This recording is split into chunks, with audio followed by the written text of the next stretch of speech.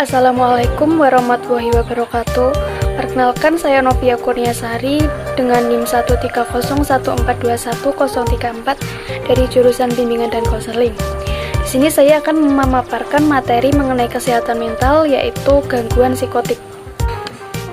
Nah, topik-topik yang akan kita pelajari yang pertama yaitu mengenai pengertian gangguan psikotik, kemudian yang kedua gejala-gejala gangguan psikotik, yang ketiga faktor penyebab gangguan psikotik, serta yang keempat dampak gangguan psikotik.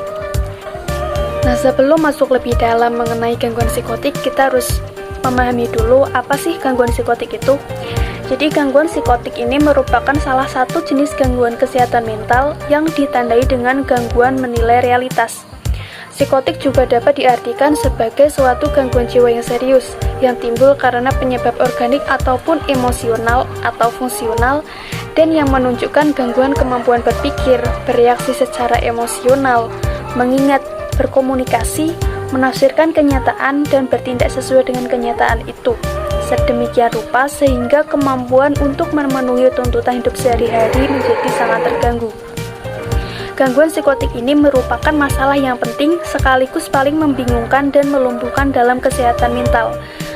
Penderita gangguan psikotik sering mendapat stigma dan diskriminasi yang besar dari masyarakat dibandingkan seseorang dengan masalah gangguan kesehatan mental lainnya. Hal tersebut dikarenakan gangguan psikotik ini sering dihubungkan dengan konsep kegilaan yang sebenarnya. Nah, apa aja sih gejala-gejala gangguan psikotik itu? Gejala gangguan psikotik ada 3. Yang pertama yaitu halusinasi. Halusinasi didefinisikan sebagai persepsi indera tanpa adanya rangsangan eksternal.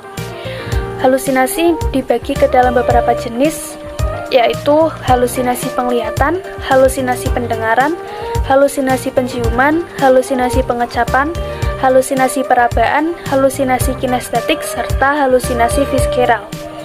Kemudian gejala yang kedua yaitu delusi. Delusi atau waham merupakan suatu keyakinan tentang suatu pikiran yang tidak sesuai dengan kenyataan atau tidak cocok dengan intelijensi dan latar belakang kebudayaannya, biarpun dibuktikan kemustahilan hal tersebut. Waham ini juga dibagi ke dalam beberapa jenis, diantaranya yaitu waham kejaran, waham somatik atau hipokondrik, waham kebesaran, waham keagamaan, waham dosa, waham pengaruh, waham sindiran, waham nihilistik, serta tingkah laku yang dipengaruhi oleh waham. Dan gejala yang ketiga yaitu berupa gangguan berpikir. Gangguan berpikir adalah simptom positif dari gangguan psikotik yang melibatkan penurunan organisasi, proses, serta pengendalian pikiran. Beberapa macam faktor yang dapat memengaruhi proses berpikir misalnya berupa faktor biologis yang berupa gangguan otak atau kelelahan, kemudian dari faktor psikologis berupa gangguan emosi atau psikotik, serta dari faktor sosial yang berupa kegaduhan dan keadaan sosial yang lain. Adapun gejala gangguan psikotik yang dikemukakan oleh Menninger, terdapat 5 simptom. Yang pertama, ada perasaan sedih, bersalah, dan tidak mampu yang mendalam.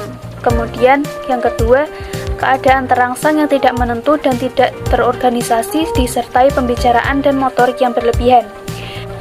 Yang ketiga yaitu regresi ke autisme atau autism, manerisme pembicaraan dan perilaku, isi pikiran yang berwaham, serta acuh tak acuh terhadap harapan sosial.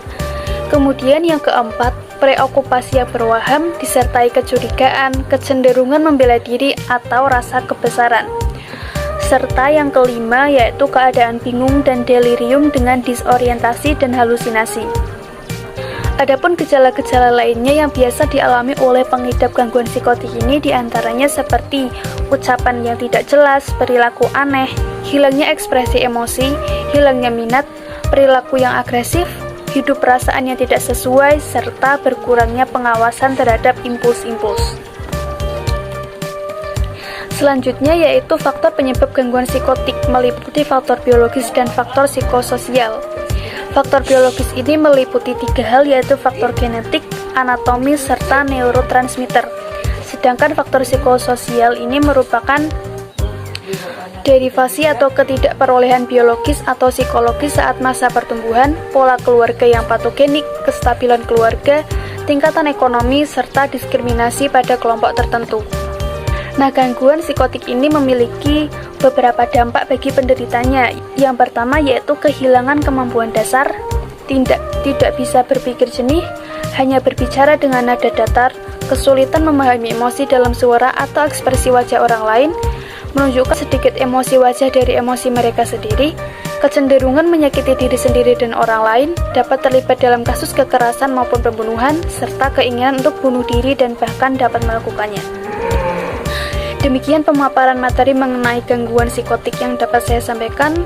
Kurang lebihnya saya mohon maaf. Wassalamualaikum warahmatullahi wabarakatuh.